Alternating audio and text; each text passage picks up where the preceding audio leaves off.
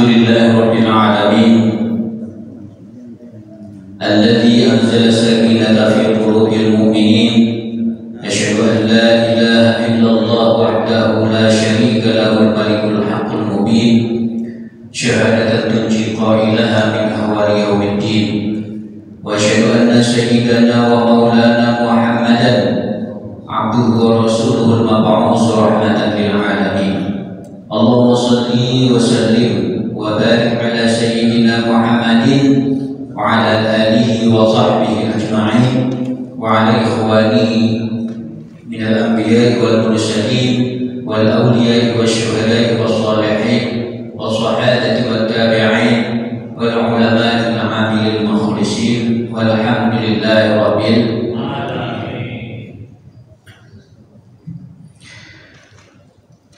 Hadratul mukarramin wal muhtaramin, para kiai, para hujjaj, para alim ulama, para ustaz dan ustazah, wabil khusus kepada yang sama-sama kita muliakan, yaitu Ketua DKM Masjid Al-Ikhwan beserta seluruh jajarannya. Semoga Allah senantiasa berikan sehat walafiat dan tidak kurang suatu apapun sehingga terus berkhidmat di masjid kita yang mulia ini.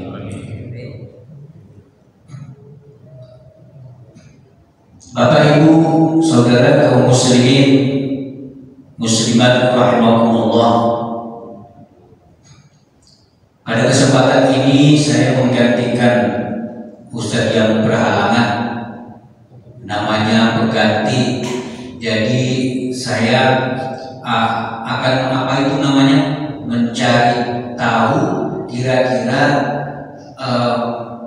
mubdal minhunya itu dalam bidang apa gitu.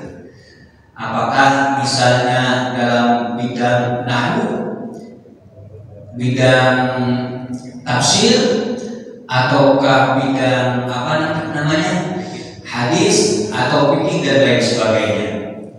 Jadi karena ini menyangkut hal-hal thalabul ilmi pada kesempatan ini yang merupakan fardhu ala kulli muslim, saya ingat akan ayat Al-Qur'an yang menggambarkan betapa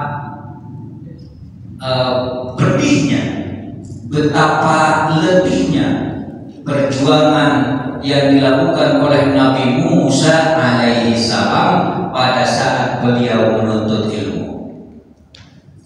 Bagaimana, seperti apa itu digambarkan dan sudah tersurat langsung dalam surah Al-Kahfi, ya, dalam surah Al-Kahfi.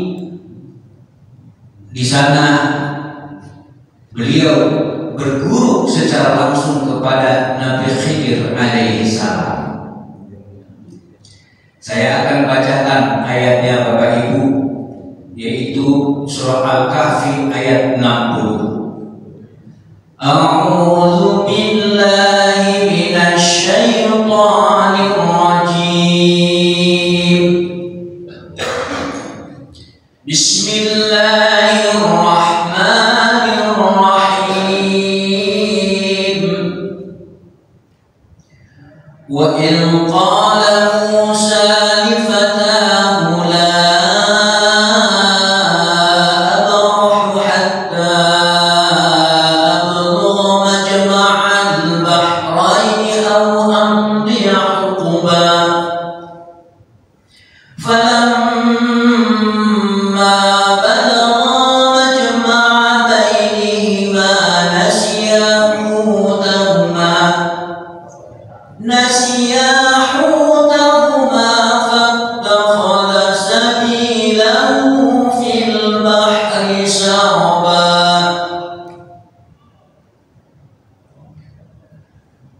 artinya wallahu a'lam bimuradi. Wa il qala Musa li fatahu, ingatlah tatkala Nabi Musa alaihi salam berkata fata. Fata dalam bahasa Indonesianya itu pemuda. Kepada seorang pemuda yang tak lain adalah muridnya sendiri, atau pengawalnya, atau pengikutnya. Yang jelas di sini fata. Atau bisa jadi dia adalah pembantunya. Al-Quran membahasakannya secara sopan, tidak menyebut seorang pembantu itu dengan julukan yang verbal. Tidak. Ya, itu memang fungsi, tetapi ada suatu bahasa yang harus kita ungkapkan. Dia adalah fata, seorang pemuda. Betapa indahnya ayat Al-Quran itu menggambarkan seorang murid Nabi Musa alaihissalam, membahasakannya adalah seorang pemuda. Wa idh qala Musa li fatahu, ingatlah tatkala Nabi Musa alaihissalam berkata kepada seorang pemuda yang tak lain adalah muridnya yang bernama Yusha bin Nun. Yusha bin Nun. Kata Nabi Musa, hai pemuda, la abrahu hatta ablugha majma'al bahraini aw amdiya huquba. Aku tidak akan pernah berhenti untuk mencari ilmu. La abrahu hatta ablugha majma'al bahrain, sampai aku benar-benar sampai ke dalam suatu wilayah namanya Majma'al Bahrain, tempat pertemuan dua laut. Itu namanya Majma'al Bahrain. Di mana itu? Di sekitaran Syria, ya, Syria sampai Rusia. Atau aku lewati sampai bertahun-tahun lamanya. Begitulah Bapak Ibu sekalian, ayat Al-Quran menggambarkannya. Barangkali ini dulu, ya, asbabul nuzulnya adalah pada saat Nabi Musa alaihissalam menyampaikan suatu orasi, pidato, ngasih tausiah. Beliau itu kalau ngasih tausiah apa? Kalau ngasih tausiah itu begitu hebat, begitu memukau, begitu mempesona, sehingga semua orang itu takjub. Semua orang itu takjub. Padahal beliau apa itu? Katanya sih beliau itu cadar. Saking cadarnya itu beliau sampai mengucapkan seperti ini. Rabbi shrah li sadri wa yassir li amri wahlul 'uqdatam min lisani. Ya Allah, ishrah li sadri, lapangkanlah dadaku, wa yassir li amri, mudahkanlah urusanku, wahlul 'uqdatam min lisani, dan lepaskanlah belenggu di dalam lidahku. Ya, lepaskanlah belenggu. Biasa kalau ngomong kita di depan pejabat itu kan susah, Pak, ya. Ngomong di depan pejabat susah. Ke atasan itu ngomong itu susah. Kita ngomong di depan Pak Lurah aja begitu susah. Ya, kira-kira seperti itu. Nah, ini beliau Nabi Musa, jangankan kepada para pejabat, Fir'aun aja dihadapi. Bahkan beliau Nabi Musa alaihissalam, wa kallamallahu Musa taklima, berbicara langsung di hadapan Allah Subhanahu wa taala. Hebat kan? Itu beliau yang katanya terkenal cadel, justru kata-katanya itu sangat memukau. Itu berkat doa beliau yang dikabulkan Allah Subhanahu wa taala. Rabbi shrah li sadri wa yassir li amri wahlul 'uqdatam min lisani yafqahu qawli. Ya, ini makanya nih bapak-bapak, ibu-ibu, kalau misalnya itu kalau susah bicara bisa nih diamalkan ya amalan ini. Kata-kata Nabi Musa, ya Allah, Rabbi shrah li sadri, lapangkanlah dadaku. Kan nyesek tuh ya kalau kita berhadapan dengan orang ya belum apa-apa, belum terang duluan. Rabbi shrah li sadri, ya Allah, lapangkanlah dadaku. Wa yassir li amri, mudahkanlah urusanku. Wahlul 'uqdatam min lisani, dan lepaskanlah belenggu di dalam lidahku. Yafqahu qawli, sehingga semua orang itu bisa paham kata-kataku. Begitu ya doa Nabi Musa. Nah, pada saat Nabi Musa alaihissalam berpidato, kaum Bani Israil itu terpukau. Pada saat terpukau itulah ya ada 1-2 orang yang mengatakan, Musa, kau itu kalau bicara itu semua orang itu takjub, semua orang itu terpesona, semua orang itu bahkan diam kalau kau bicara. Sebetulnya ya aku mau tanya nih, ada nggak sih orang yang sehebat kamu? Ya tidak ada. Ada nggak sih orang yang lebih pintar dari kamu? Oh, nggak ada. Aku yang lebih pintar. Ya. Sebetulnya itu kata-kata jujur, ya, tetapi ditegur langsung oleh Allah Subhanahu wa Ta'ala. Begitu, Pak. Ya, kita jangan merasa gumedek sendiri, ya kan? Kita kalau nggak ada yang koreksi itu merasa gumedek, ya kan? Karena pada saat itu memang tidak ada yang lebih pintar dari Nabi Musa. B.J. Habibie, siapa yang mau mengatakan beliau idiot? Tidak ada, Bapak Ibu. Ya, kita itu dianggap pintar kenapa? Karena di hadapan kita adalah orang-orang awam misalnya. Kita jangan apa itu langsung takabur, langsung sombong, menampakkan diri sebagai seorang pintar. Tidak bisa. Ya, kita harus menunjukkan bahwa yang namanya orang pintar adalah ya dikatakan dan dinyatakan oleh orang pintar. Gitu.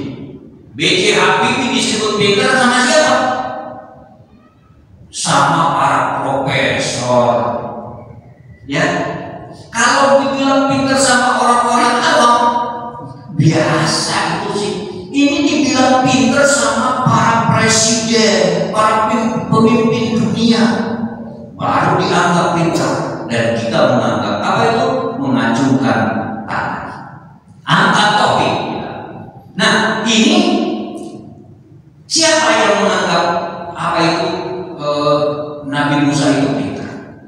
Nah, itu ternyata para pejabat juga menganggap beliau pintar, sampai akhirnya ditegur oleh Allah Subhanahu wa Ta'ala. Musa, ada yang lebih pintar. Nabi Musa mencari tahu siapa. Ada orangnya, namanya adalah Khidir. Di mana saya harus bisa ketemu dia? Majma' al-Bahrain, temui dia di tempat bertemunya 2 laut. Saya tidak tahu Bapak Ibu sekalian apa yang dimaksud dengan apa itu 2 laut tersebut. Apakah itu laut asin dengan laut tawar? Ya kan? Kan ada tuh laut asin dan laut tawar. Disitulah nanti kau temukan Khidir alaihissalam. Gimana? Pokoknya kau bawa saja bekal, bawa nasi, bawa ikan, pokoknya goreng, ya kan? Ikan tersebut kasih sambal. Sudah. Kalau misalnya apa itu ikan itu lepas dari tas, ya, dari jinjingan, berarti di situ ada orang.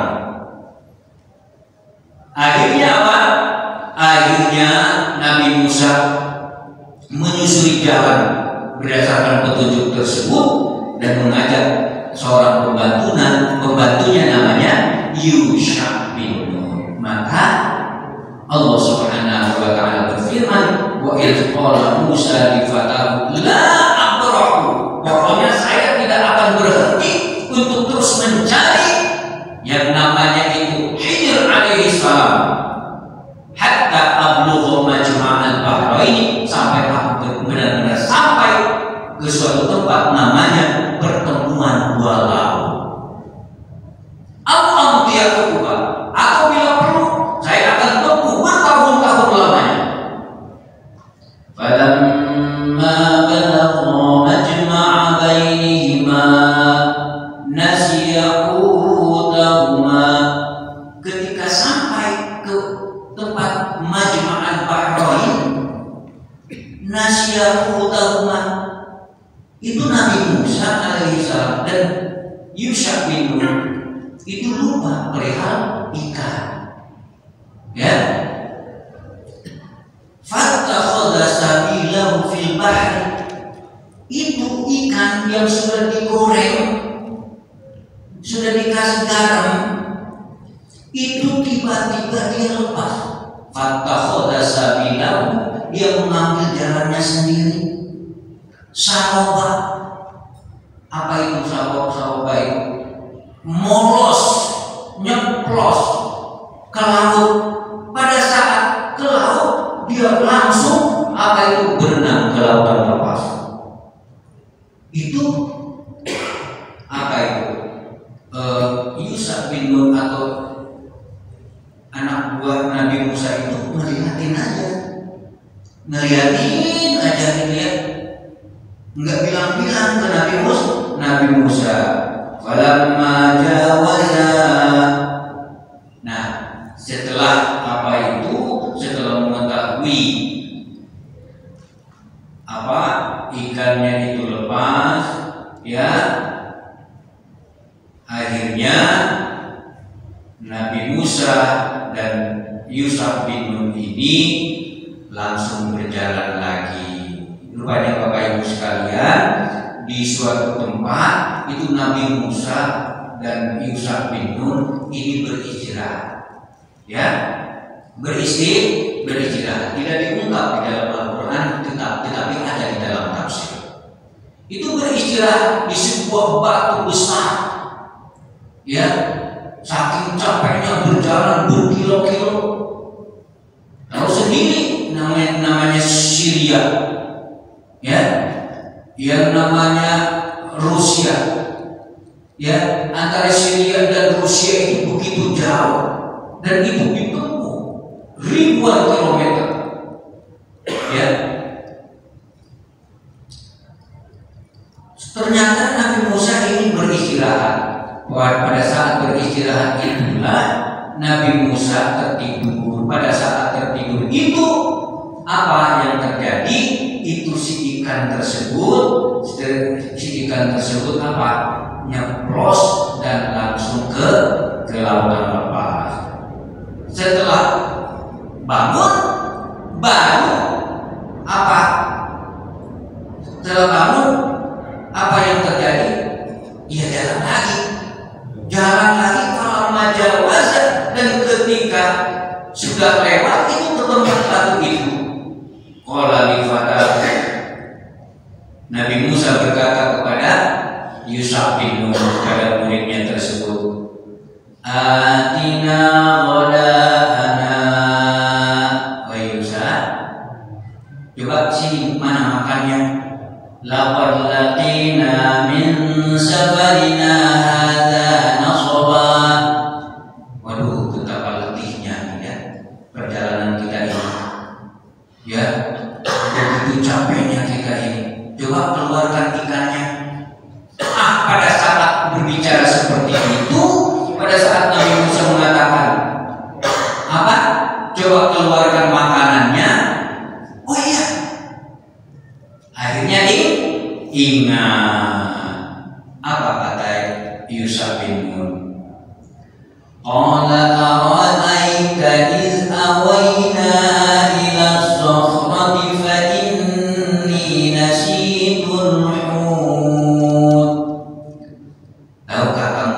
wahai Musa, iz awaina ila sokhrati, pada saat kita itu beristirahat di sebuah batu yang sangat besar dan engkau pun tertidur.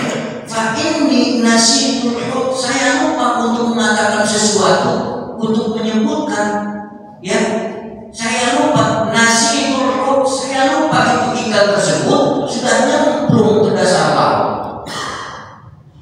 Wa ma ansanihu illa syaitan, dan tentunya tidak ada yang melupakan, ya, yang melupakan perihal tersebut illa syaitan, melainkan syaitan. Pasti ini gara-gara syaitan saya dilupakan begitu saja, dibuat lupa. Illa syaitan an azkurah wattakhadha sabilahu fil bahri ajaba, dan ikan tersebut mengambil jalannya fil bahri ajaba, dia itu padahal sudah digoreng, sudah jadi makanan. Kenapa dia tiba-tiba bisa hidup dan kemudian berenang? Nah, karena sudah diingatkan oleh Allah Subhanahu wa taala, "Hei Musa, kamu ke sana ke Majma'al Bahrain." Terus apa tandanya kalau saya itu sudah bisa bertemu dengan Nabi Khidir? Ya, kalau misalnya ikan itu sudah kalau ikan itu sudah ke laut, berarti disitulah orangnya. Apa kata Nabi Musa? Dikatakan oleh Yusuf bin Nun seperti itu, diingatkan, zalika ma kunna nabghi, itu wahai Yusuf, itu yang kita cari. Qala zalika ma kunna nabghi, itu yang kita cari, karena Allah sudah memberitahu manakala kita mau bertemu dengan Khidir alaihissalam, harus tandanya adalah ikan itu bisa hidup dan berenang. Fartadda ala atharihi ma qasasa, akhirnya Nabi Musa pun balik lagi ke tempat itu. Ke tempat mana? Ke tempat batu yang besar itu, tempat Nabi Musa alaihissalam beristirahat. Akhirnya pendek kata, pendek cerita ini kalau boleh ceritakan udah panjang, cuman kita percepat aja berdasarkan ayatnya. Wa wajada 'abdan min 'ibadina, maka bertemulah Nabi Musa dan Yusuf bin Nun alias muridnya tersebut bertemu dengan hamba kami. Bahasanya ibadina, bertemu dengan hamba kami. Tapi hamba kami ini tidak sembarangan, ya. Atainahu rahmatan min 'indina, hamba kami itu sudah beri kami rahmat, sudah beri kami wahyu. Wa 'allamnahu min ladunna ilma, dan sudah kami ajarkan dia ilmu. Ilmu apa itu? Para ulama mengatakan namanya ilmu laduni. Ilmu laduni dari kata min ladunna ilma, kami ajarkan dia sebuah ilmu min ladunna, dari sisi kami. Ilmu tersebut ilmu yang jarang dimiliki oleh orang. Ya, ilmu laduni itu dikatakan di sini ilmu kasyaf, ilmu ghaib, ilmu penyingkap tabir, sehingga bisa mengetahui hal-hal yang tidak diketahui oleh orang lain. Begitu Bapak Ibu sekalian yang dirahmati Allah, ini kiranya adalah sedikit tafsir daripada ayat 60 sampai ayat 65 dari surah Al-Kahfi. Ya. banyak yang bisa kita ambil hikmahnya dari kisah Nabi Musa dan Nabi Khidir ini, ya, bahwa di antaranya adalah bahwa fauqa dzi ilmin alim, di atas langit ada langit, di atas orang yang berilmu ada lagi orang yang berilmu, ada orang yang berilmu ini, orang yang berilmu ini, ada lagi orang yang berilmu, begitu seterusnya, begitu seterusnya.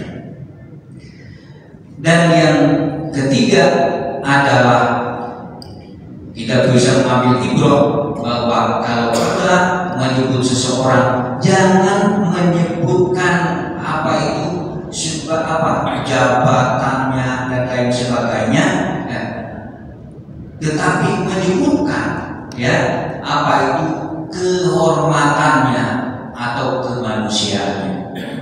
Kira-kira itu kita lanjutkan nanti pada sesi dialog atau pertanyaan. Assalamualaikum warahmatullahi wabarakatuh. Ya, Bapak-bapak, Ibu-ibu, demikian tadi isi dari taklim yang disampaikan oleh Ustaz kita. Masih ada waktu tersisa kurang lebih 17 menit, ya. Bagi ada Bapak-bapak yang mau bertanya, boleh silakan. Ya, kalau tidak ada, kita langsung masuk kepada acara yang kedua. Apa itu dulu ya? Karena ada acara satuan penyanyi, ya. Jadi kita mungkin kita tutup saja. Baik, Bapak-bapak, ada yang bertanya? Tidak ada? Tidak ada, ya Pak. Itu dulu.